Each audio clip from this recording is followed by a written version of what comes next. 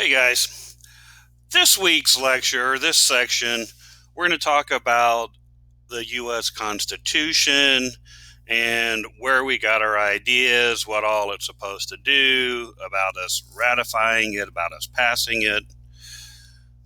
So, political theory. We need to talk about where we got our ideas for the Constitution or about what government should do. So the first thing we're going to look at is some political theorists. The first two are going to be English. The third one is going to be a French political theorist. The first one is a gentleman by the name of Thomas Hobbes. Hobbes, he argues government is necessary. It is needed. He develops the idea that government power derives from a social contract. This is a contract between the governed, between the people, and the governing body, the government. He is quoted as saying, "Life without government is solitary, poor, nasty, brutish, and short." Is he correct? Do we need government? Do people willingly give up some of our rights? Yeah, we do. We give up some of our rights, and in return, the government provides a place of safety, if you will. They will maintain the general welfare. Is it needed? My favorite movie series is The Purge. What happens with The Purge? For 12 hours, one 12-hour period a year, most laws are suspended. Almost anything is legal. What results? Anarchy. What would happen if we didn't have government to create and to enforce these laws? It would be the purge, 24 hours a day, 7 days a week, 365 days a year. It is anarchy. So Hobbes might be onto something, that we do need government, that this social contract theory is a good thing. Hobbes fears that governments will overstep their authority, that they will abuse their power, but he does nothing, he says nothing to address these fears. Locke is our second political theorist, our second English political theorist. Locke looks at Hobbes and his social contract theory, and he says, I like it. It makes sense. However, we need to add something. Locke tweaks it just a little bit. Yes, he keeps the part that we, the people, give up some of our rights to the government. In return, we get a well-ordered or a well-maintained society. But we, the people, we keep a right. We keep a certain power. We reserve the right to change governments if the government oversteps its authority. So if the government abuses us, we reserve the right to change, to switch, different type. So he at least acknowledges that there's this possibility that the government can abuse its authority, but like Hobbes, he does nothing to address it. He says nothing about how to prevent this overstepping of authority. Enter the French political theorist named Montesquieu. Montesquieu says, man, controlling government power is easy. That is not anything we have to worry about. To control government power, all you have to do is divide government into separate institutions or to separate branches and give them overlapping functions. So this is called a separation of powers. Separation of powers, we're going to divide the government into different branches, different institutions, but give them overlapping functions so that if anything is to get done, if anything is to get accomplished, the government has to work together. Separate but overlapping. Example, if we get a federal law, to get a federal law, the legislative branch, they have to pass a bill. They have to say, yes, we like this bill. The bill will then go to our separate institution. It will then go to the executive branch. It'll then go to the president, who has to agree, and they have to sign this bill. Well, then it's possible that this newly created law will go in front of the Supreme Court. It'll go to the judicial branch, and the judicial branch has to say, yes, this law is constitutional, this law is legal. If all three say yes, congratulations, we have a new law. So see this overlapping, separate but overlapping functions. Each institution, each branch has their own idea, their own activity in completing this, and they all have to work together.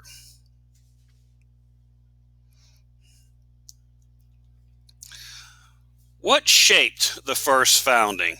The first founding is where we decide to become our own nation. The American Revolution and the American Constitution were the results of a struggle among economic interest and political forces in the colonies. There were 5 sectors that had important political and economic interest in our nation, well, what was the 13 colonies. You may want to know these guys. These 5 sectors with important political or economic interest were: number 1, New England merchants. Number 2, Southern planters. Number 3, Royalists. Royalists are holders of royal offices, lands, and patents. So they get their power, they get their privilege from the crown. Number 4 is a 3-part or three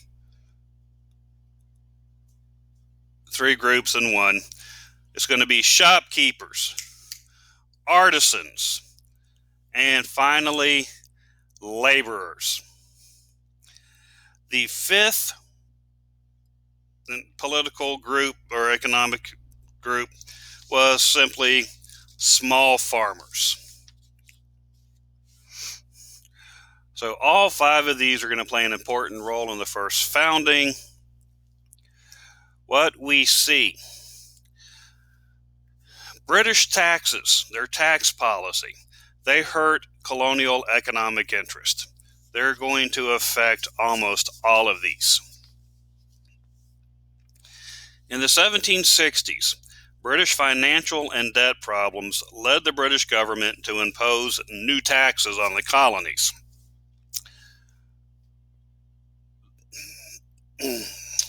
We see taxes such as the Stamp Act, the Sugar Act, and other tariffs. These caused social unrest. These commerce taxes caused unrest amongst the colonists. We felt that we were not getting anything in return for our taxes. Was that true? Technically, no, it was not true.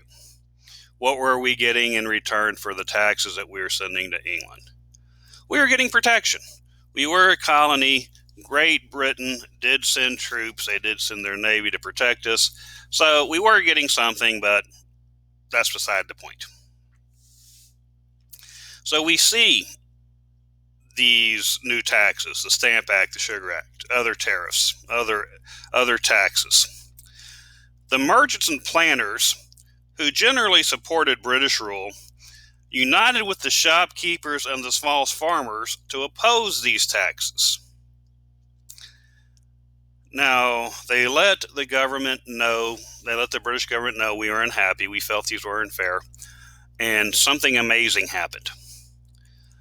The British government actually listened, and they did repeal these taxes. They did take them away. Once these taxes were repealed, the merchants and the planters, they were willing to return to the status quo. They were willing to return to how it is. But now they're partners, the shopkeepers, the farmers. So remember, the merchants and planters united with the shopkeepers, with the small farmers to oppose these taxes. Once these taxes are repealed, the merchants and the planters are wanting to let things go back to normal, but the shopkeepers, the farmers, they are pushing for more radical reform. Their thought process is, yeah, I understand that they took these taxes back, they repealed them, but if you taxed me once, chances are really, really good you'll tax me again. So these shopkeepers, these farmers, they're pushing for a more radical reform. Ultimately, they want to break from British rule.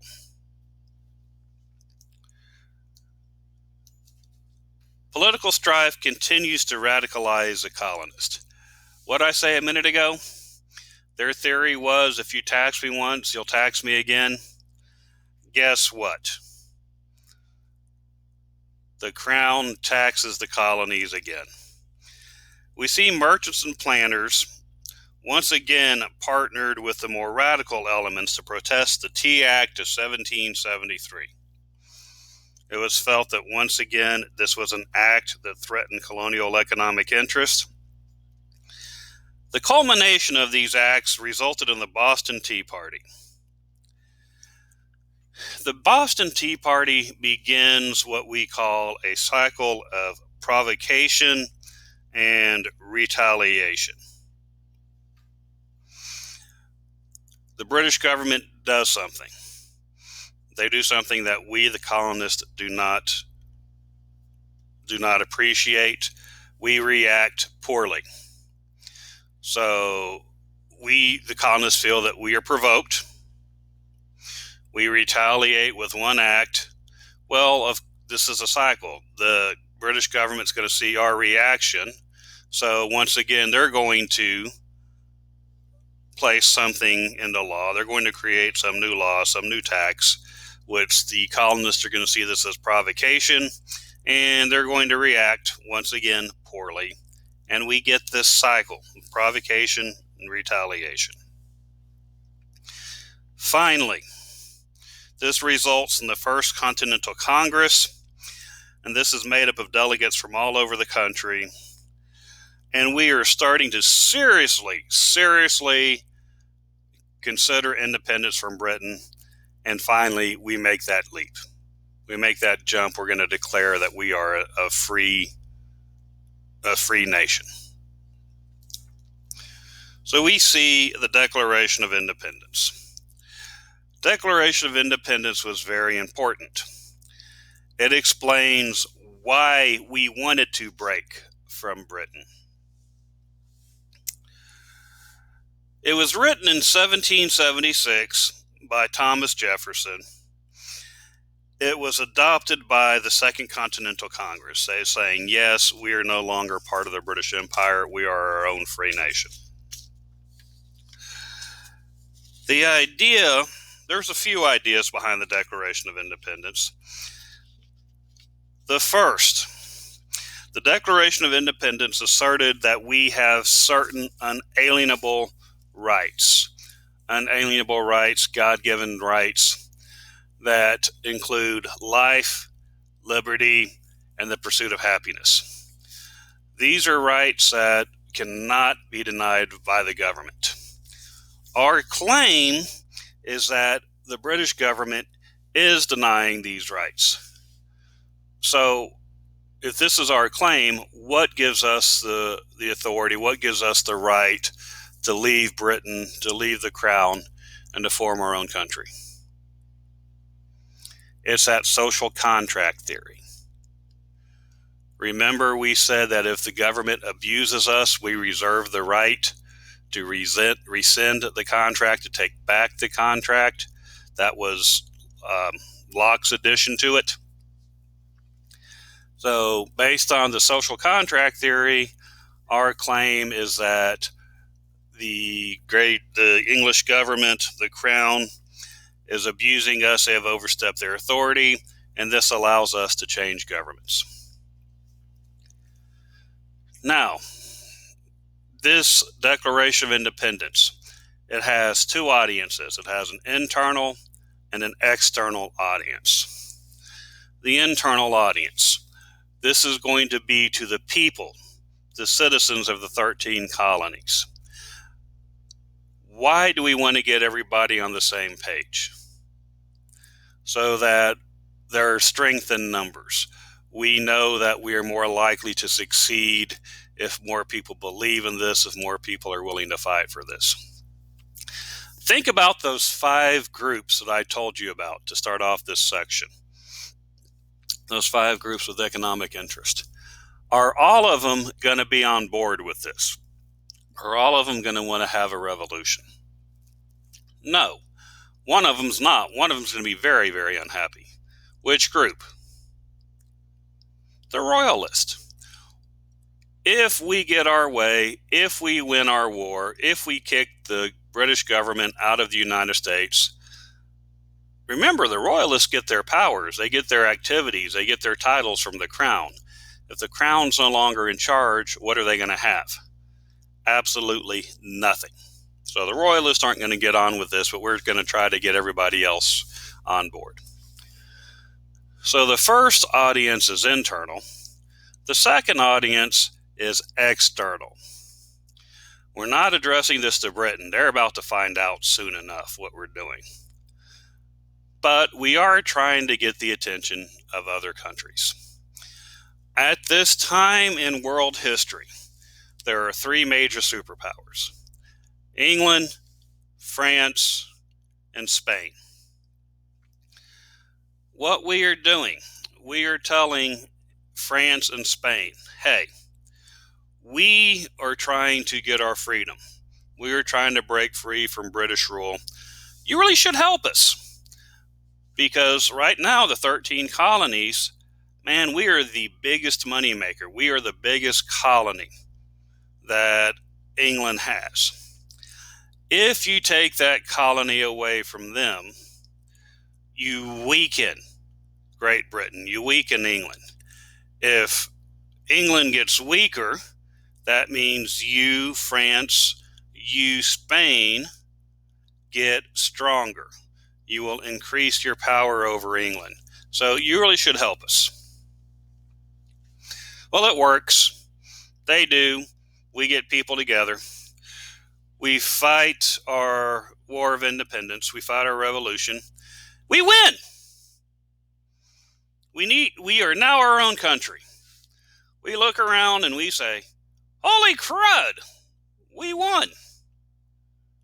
Now what? Now what do we have to do? Now we have to create our own government. We have to write a constitution. This is going to lead to the Articles of Confederation. The Articles of Confederation, this was the first written constitution of the United States.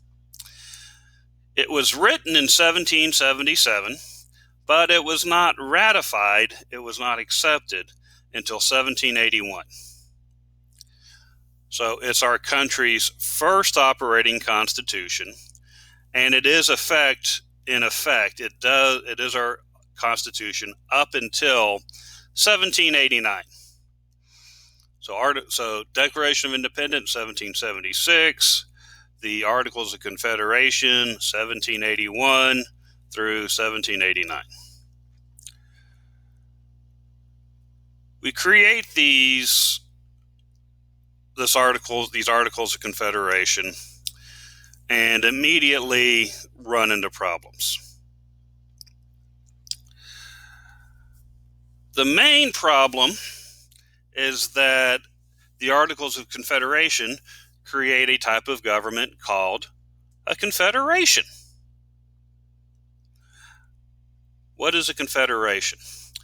A confederation is a type of government where we have a very weak national government and we have very strong state or regional governments.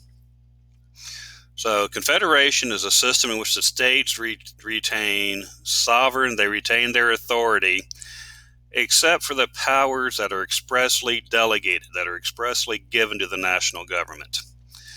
Well, under these articles, the national government was given a weak, unicameral, one-chamber Congress. Congress had the authority to create laws, but execution of the laws was left to the individual states. So this means if the states disagreed, if the states didn't want to enact these laws, then guess what? They wouldn't do it. I mean, weak national government. Couldn't tax, couldn't coin money, couldn't hold a standing army.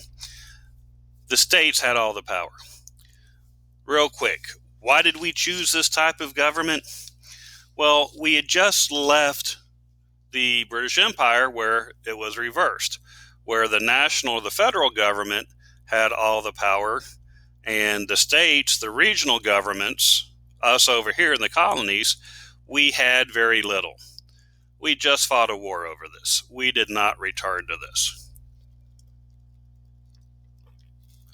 So that's a problem. First, one of the other problems we see right off. There's no uniform trade between states and other countries. So what could happen?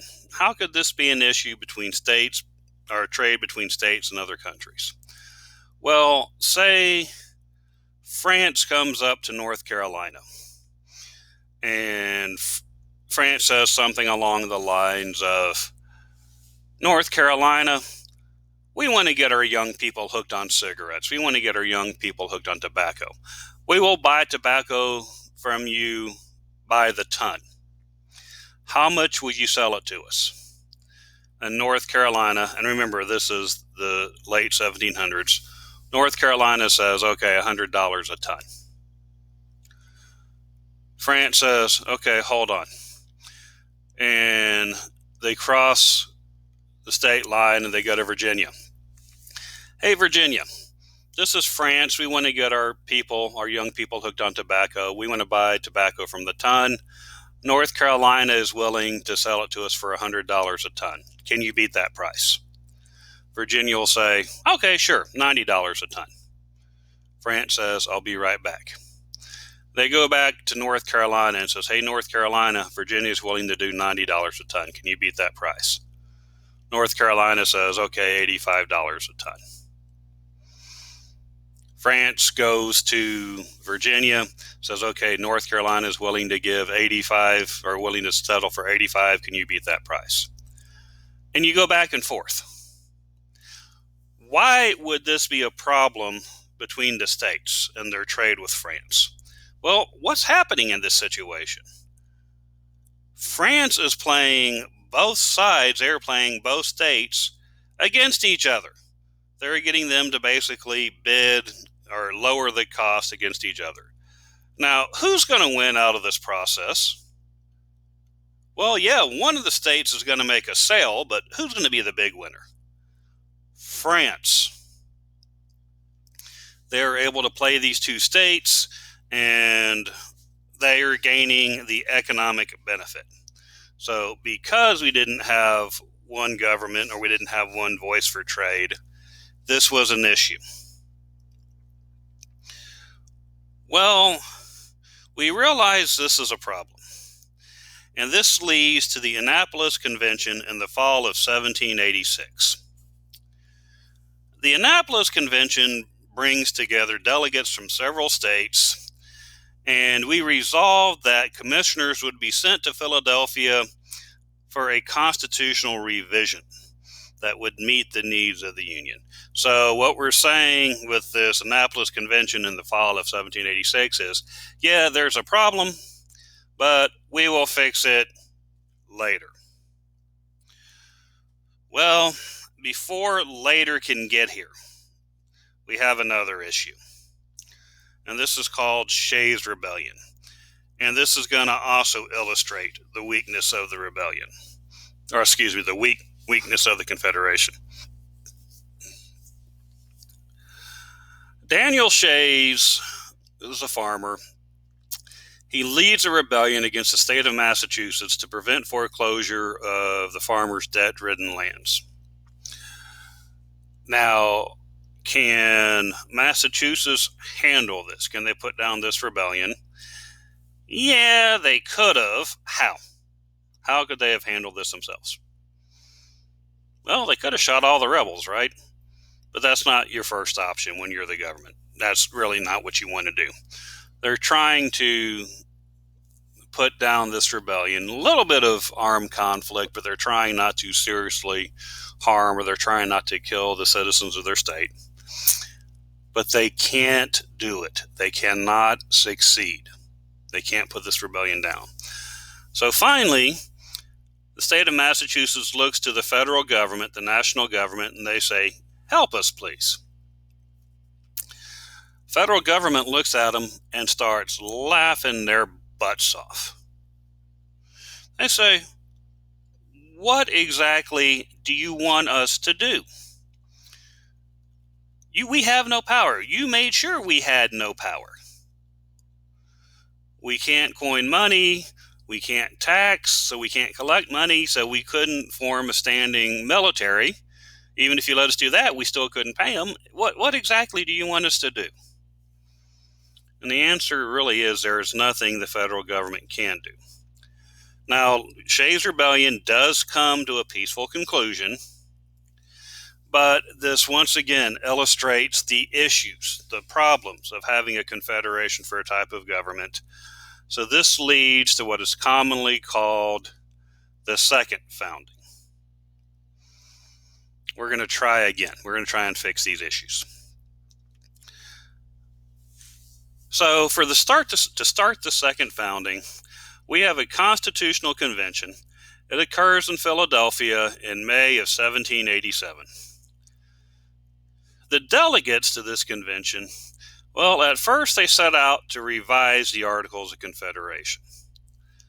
However, the more they work on it, they realize that the flaws that they wanted to address were all fundamental flaws of the Articles of Confederation.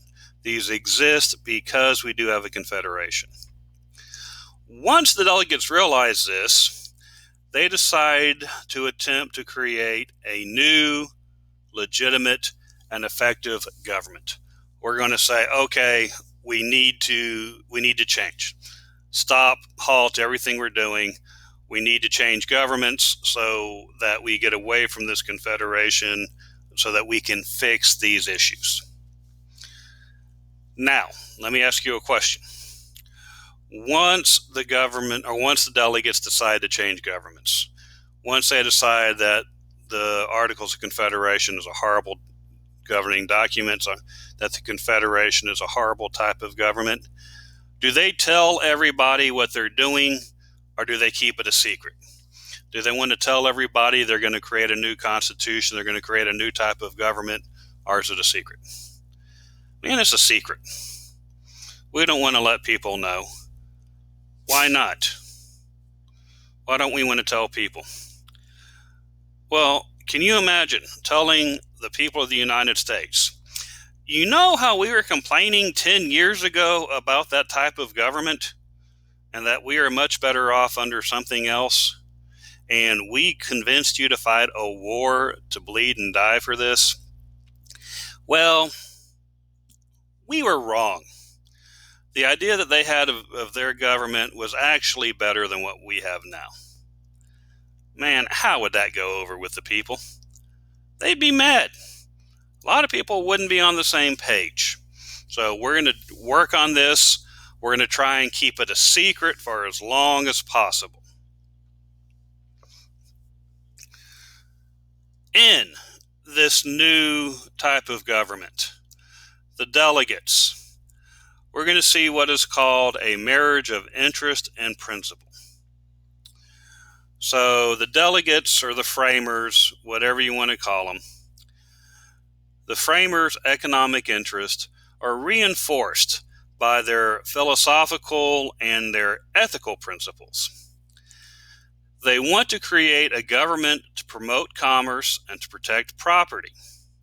However, at the same time, they hope to fashion a government that was less susceptible than the existing state and national governments, the existing state and national regimes, that they were less susceptible to populist forces, to large forces made up by people, hostile to the interest of the commercial and the propertied classes.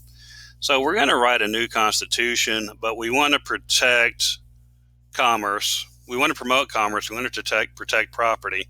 But actually, we're writing this with the two of those classes in mind, the commercial or the propertied class.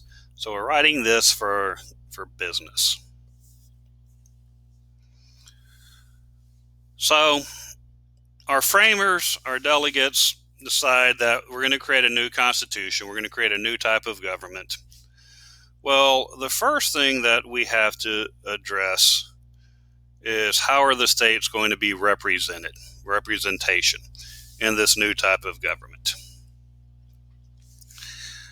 The answer that they decide on is that representation in this new type of government is going to be based on the state population, the number of people inside the state.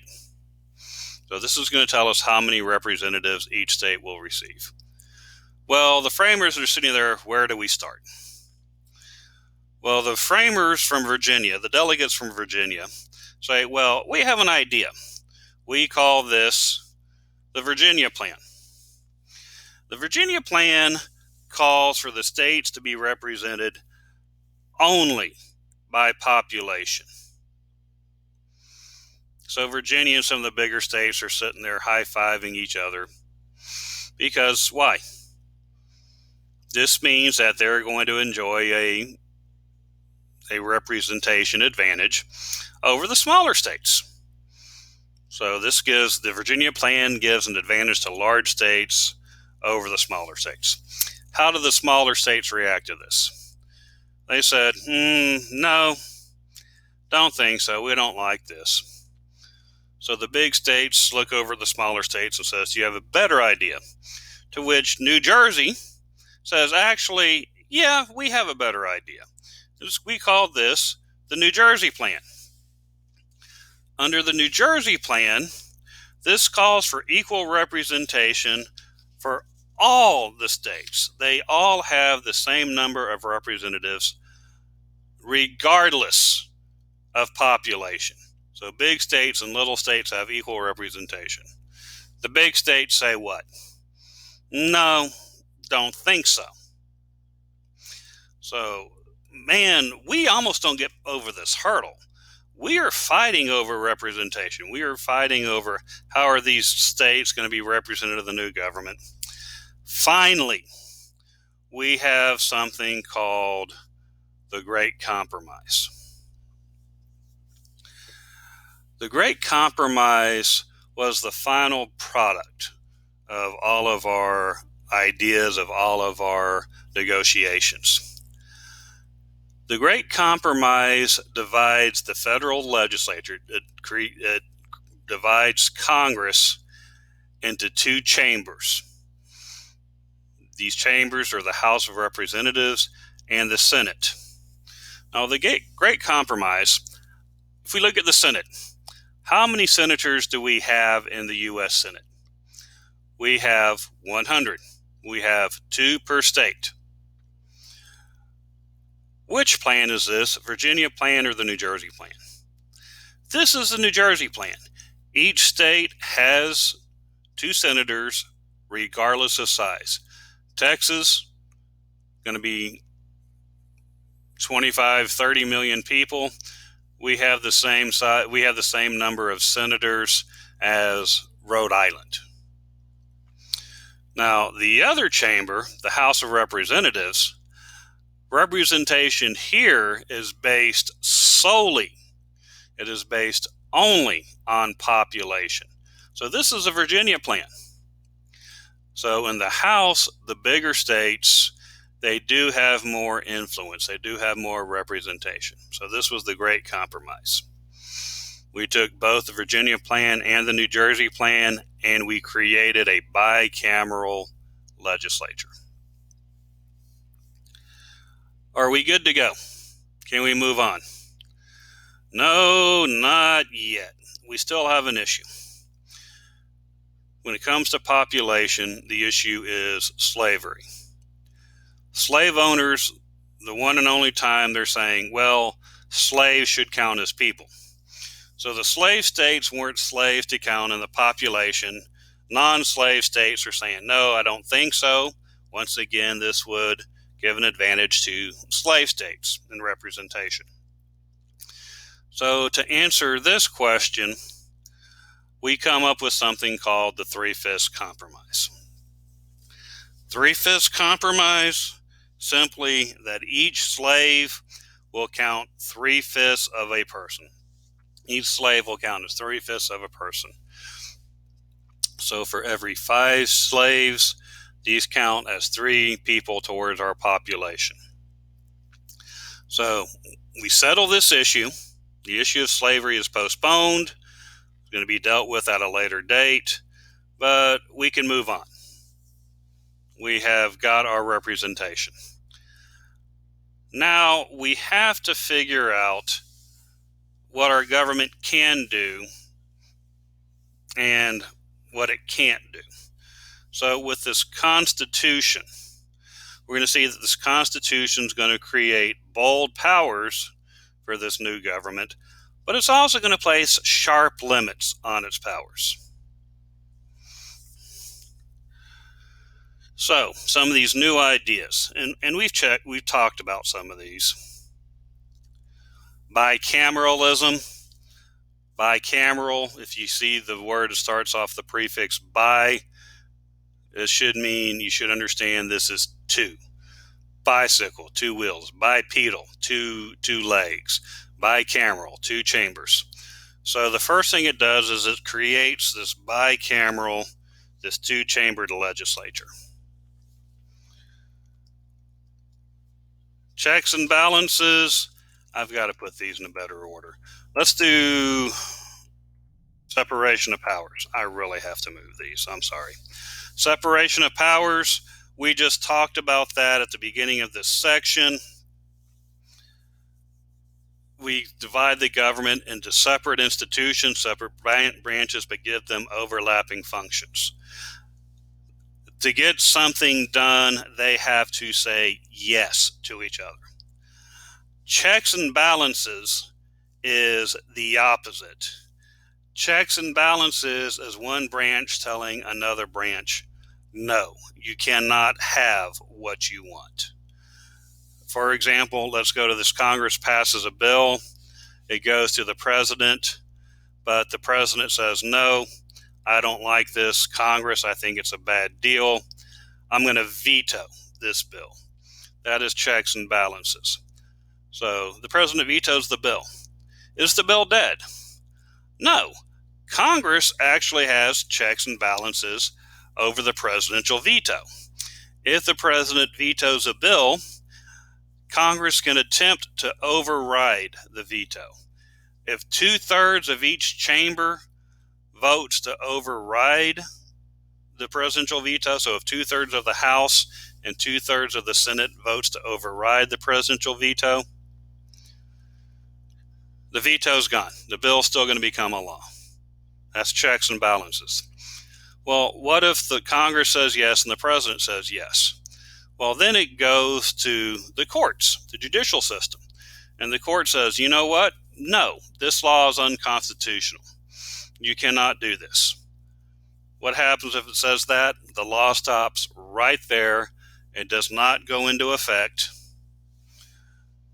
checks and balances, saying no. Okay.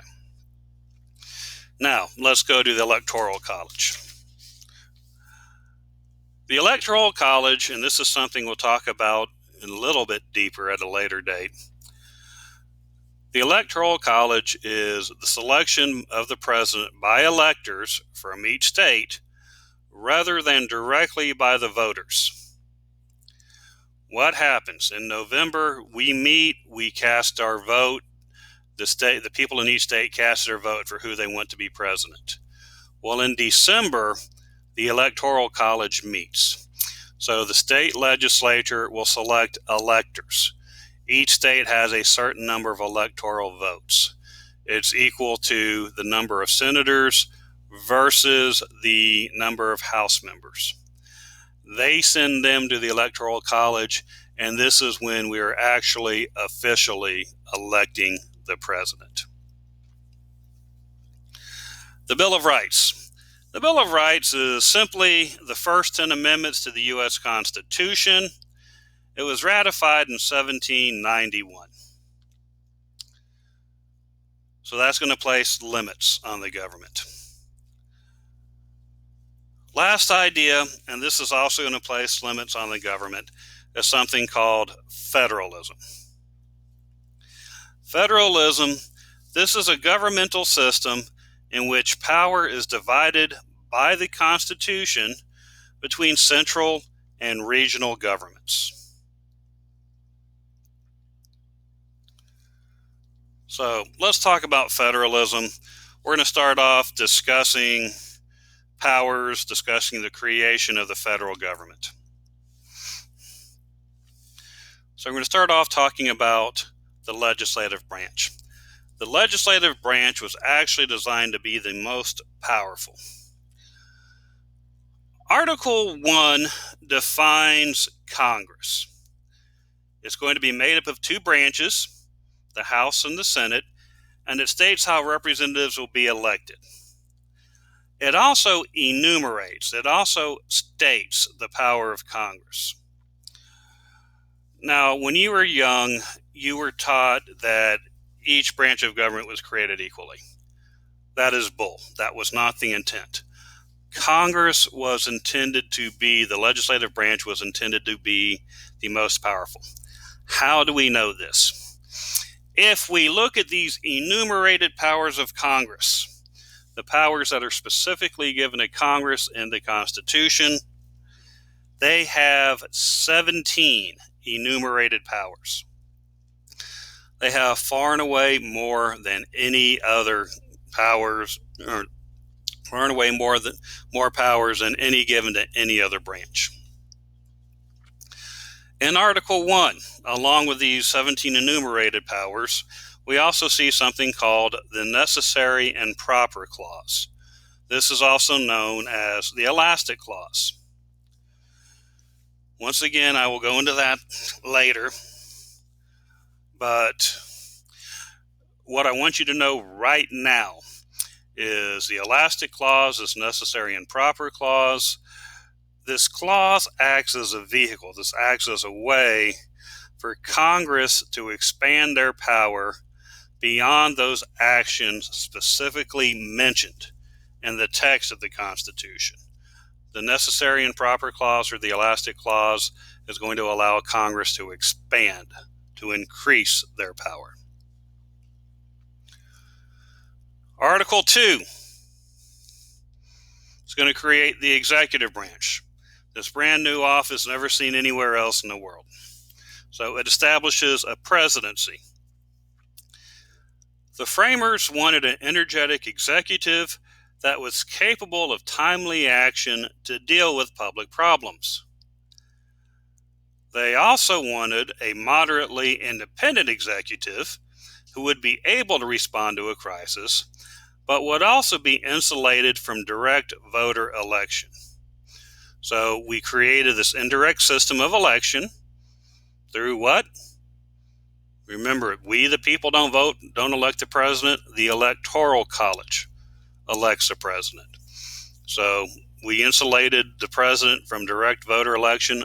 We attempt to insulate the president from basically a popularity contest by creating the Electoral College.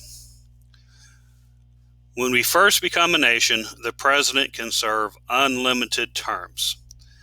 Later, this is going to get limited to 2 4-year terms. We're going to have a constitutional amendment that does this. The president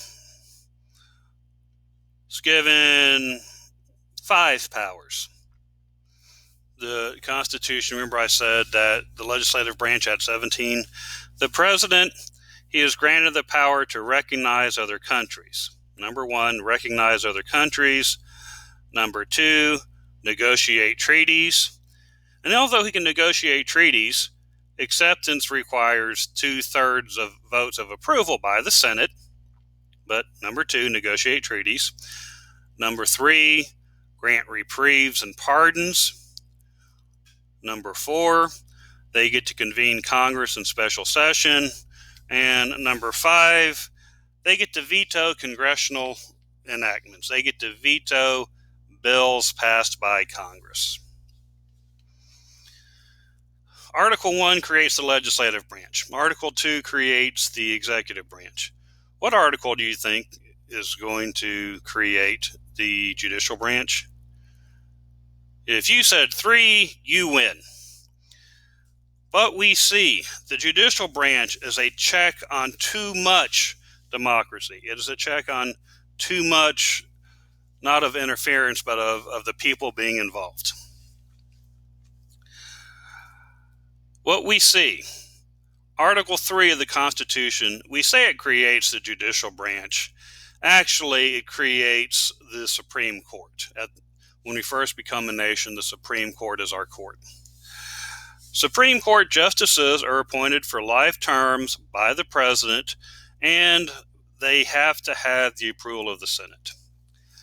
The Supreme Court's power includes resolving conflicts between federal and state laws. So 1, resolving conflicts between federal and state laws. Number 2, determining whether power belongs to the national government or to the states. And number 3, settling controversies between citizens of different states.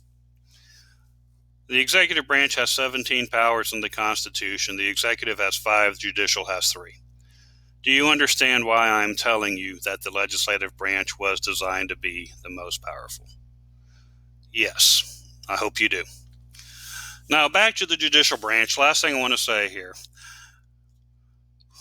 One of the greatest powers that the Supreme Court has is something called the power of judicial review.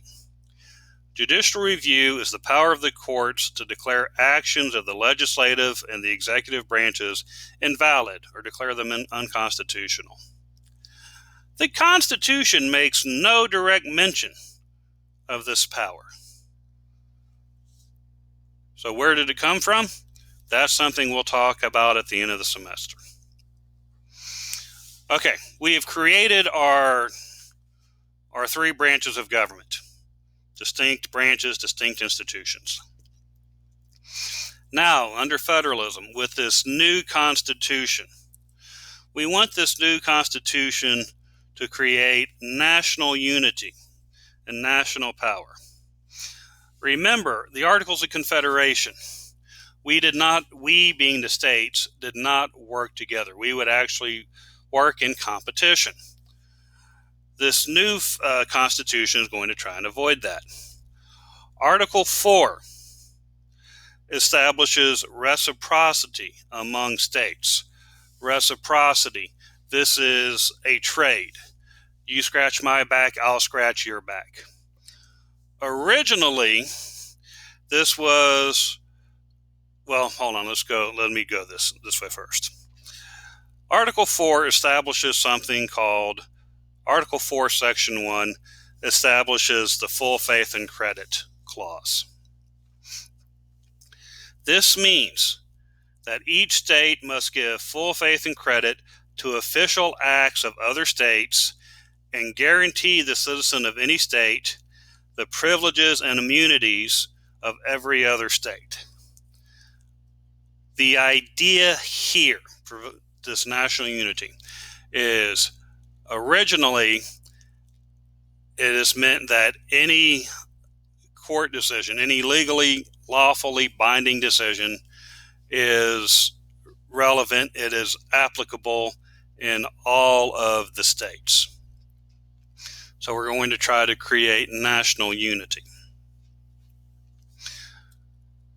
Back then, it wasn't a big deal.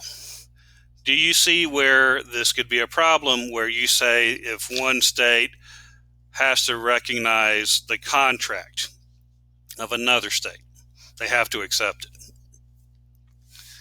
This was a big deal recently up until 2015.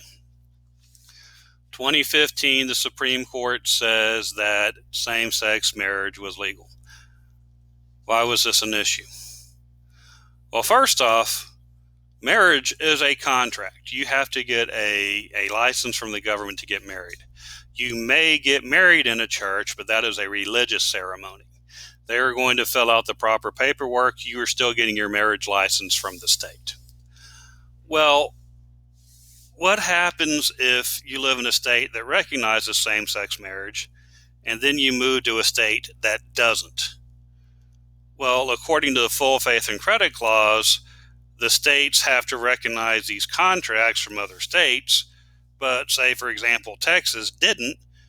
So if you moved here from the Northeast to Texas, well, according to Texas law, you are no longer married. That is what we are trying to avoid. This is that full faith and credit. We settled this. The Supreme Court said, Texas, you have to recognize it. Anyway. Article 6. This institutes national supremacy with something called the Supremacy Clause. When you were little, you would go ask mom for something. Mom would say no. So some of us would turn around. We'd go ask dad. Dad would say yes. Well, now we have a problem. One has said yes, one has said no. One of these people has to have the authority. They have to have the ability to be the final say, to override the other. Usually it was mom, right? Well, with federalism, we are creating two levels of government. Federalism, we are creating the federal government, and we are creating the state government. Which level of government has authority? Which level of government is the final authority over the other one? The federal government. They get the final say. We know this thanks to Article 6 and the Supremacy Clause. Article 6 states that laws passed by the national government, all treaties that are agreed to by the federal government, all decisions made by the federal judiciary, these are superior to any state law, to any state court decisions. So this means that the state must follow the lead. They must follow the decision of the federal government. The federal government is supreme to the states. The state government is subservient. It is lower than the federal government. It established, this new Constitution also establishes an amendment process. Right now, I'm going to tell you that there's 27 amendments in the U.S. Constitution, and I'll talk about how we amend in a little bit.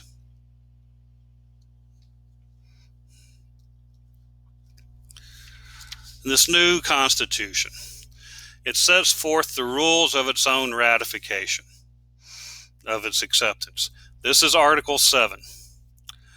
Article 7, so it sets forth the rules of ratification. All this meant was that 9 out of the 13 states would have to ratify. They would have to vote yes for this Constitution, for this Constitution to replace the Articles of Confederation, for this Constitution to go into effect.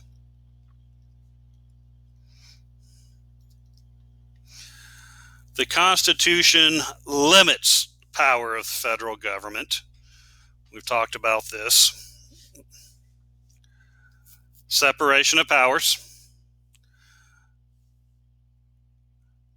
Separation of powers, once again, this is the principle that indicates power must be used to balance power.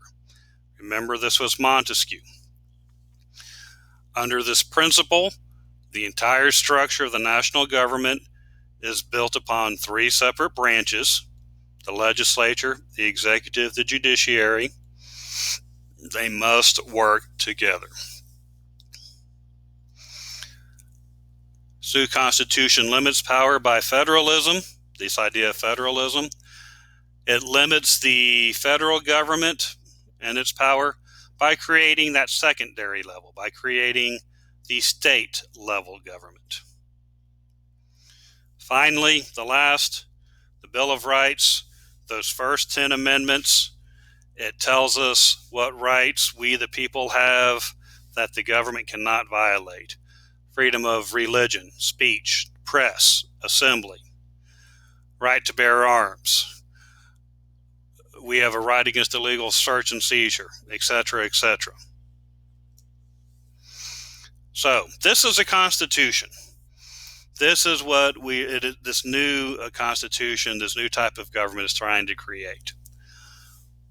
Once the framers get it written, once we get it all set up, it must go through ratification. It must go through approval. So ratification is the first hurdle that the Constitution faced, that the framers faced. The fight over ratification involves two sides. The first is the Federalist. The Federalists favored a strong national government. They liked this Constitution, so they supported the proposed American Constitution at the 1787 convention. During the ratification process, thousands of essays, speeches, pamphlets, letters were presented by the Federalists in support of the Constitution. The best pieces are known, they were later bound together in a book. We call this the Federalist Papers. So the Federalists liked this new idea. They liked this indirect democracy. They liked the strong federal government. They were opposed by the Anti-Federalist. The Anti-Federalist favored strong state government and a weak national government. So they liked the way things were under the Articles of Confederation. So we have two opposing sides. We have the Federalist and the Anti-Federalist. So real quick rundown, what were the differences between the two sides? There's three of them. The first, representation. The Anti-Federalist, they wanted to have a more hands-on. They wanted to have a direct democracy. They felt that the direct democracy would be a true picture of what the people wanted. The Federalists, they felt it's not necessary for representatives to be exactly like those that they represent. They liked this idea of indirect democracy. They thought that the advantage of this indirect democracy over direct democracy was that we, the people, had the ability to choose our representatives, our elected officials, who had superior qualifications than those possessed by the regular person. So they thought that with indirect democracy, we would elect those who are most qualified to lead. Second thing that they disagree on is tyranny of the majority. Now, tyranny of the majority, both sides feared tyranny of the majority. They just had different definitions. For the Anti-Federalist, from the Anti-Federalist point of view, tyranny of the majority is the danger that rested on the ability of the few to terrorize the many. So they felt that the few, the elected officials, would use their power to make life better for them at the expense of the majority, at the expense of the everyday person. Now, the Federalists, they also had tyranny of the majority, but their tyranny of the majority was that there would be this tendency of majorities to trample on the rights and the interest of other citizens, of smaller groups. So they both feared tyranny of the majority, they just had different definitions. The third thing they disagreed on, governmental power. Both sides agreed on the principle of limited government. This is a government whose powers are defined and are limited by the Constitution, but they differed on how to place limits on governmental actions. The Federalists thought that the way the Constitution was written would be a good enough measure, would be a strong enough measure to limit governmental power. The Anti-Federalists said, no, we want something stronger. We want more in writing, specifically stating what the government can or cannot do. So these are the three things that the Federalists and the Anti-Federalists are fighting over. Representation, tyranny of the majority, governmental power. Which side got what they wanted? We actually see both sides. Both the Federalist and the Anti-Federalist contributed to the success of the new system. They each got something. Representation, who got what they want, the Federalist or the Anti-Federalist? Well, the Federalists got what they wanted. They wanted this indirect democracy. Limiting governmental power, who got what they wanted, the Federalist or the Anti-Federalist? The Anti-Federalist did, because once we ratify this new Constitution in 1789, we passed the Bill of Rights. We ratified the Bill of Rights in 1791. So we got additional protections. These are spelled out. Tyranny of the majority, that actually still exists today in a fear that both sides would recognize. But that's a different discussion.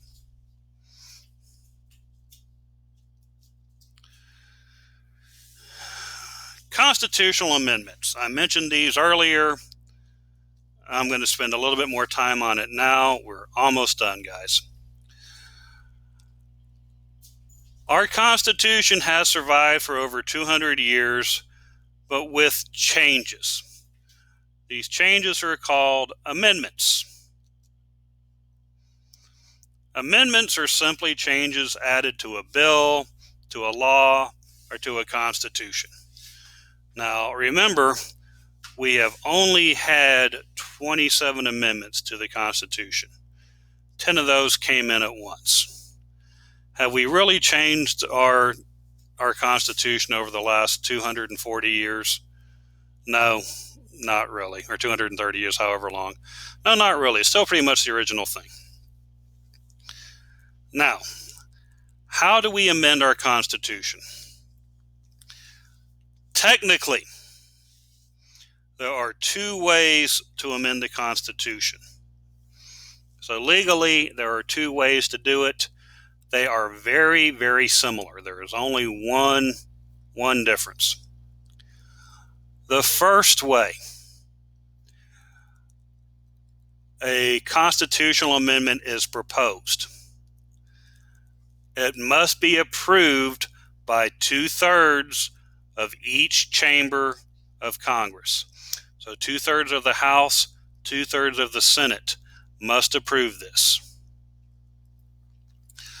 Once they approve the constitutional amendment, it is sent down to the states. It goes to the state legislatures. 3/4, 75%, 38 out of the 50 states must approve this proposed amendment. If 38 states approve this amendment, congratulations, we have amended the Constitution. That's the first way. That is the most commonly used way. This is the way I want you to know. But I am going to tell you there is a second way. It has only been used one time. It starts off the same. A constitutional amendment is proposed. It is passed by 2/3 of each chamber, the House and the Senate. Here is the difference between way one and way two. Instead of going to the state legislature, it then is passed to a state constitutional convention, where once again 75% of the state constitutional conventions, 38 out of the 50 states, must approve this amendment. This has happened once. It was used to repeal prohibition. So yes, technically there's two. Realistically, there's only one. What the amendments reflect. Amendments reflect what we consider what we call higher law. Most efforts to amend the Constitution have failed because many of these failed attempts have been efforts to implement social policy via amendment, using the amendment process rather than using legislation. Example would be effort to ban school busing, an amendment against same-sex rights. Drinking is a social issue. Alcohol use is a social issue. The successful amendments have generally involved the structure and the composition of government. I call these more mechanical issues. Examples of this would be the rules of presidential succession, expanding the right to vote, placing term limits on presidents. These mechanical adjustments, these mechanical fixes, this is more consistent with the notion that the Constitution is a higher law, a framework within which laws and our policies are created. That's it, guys.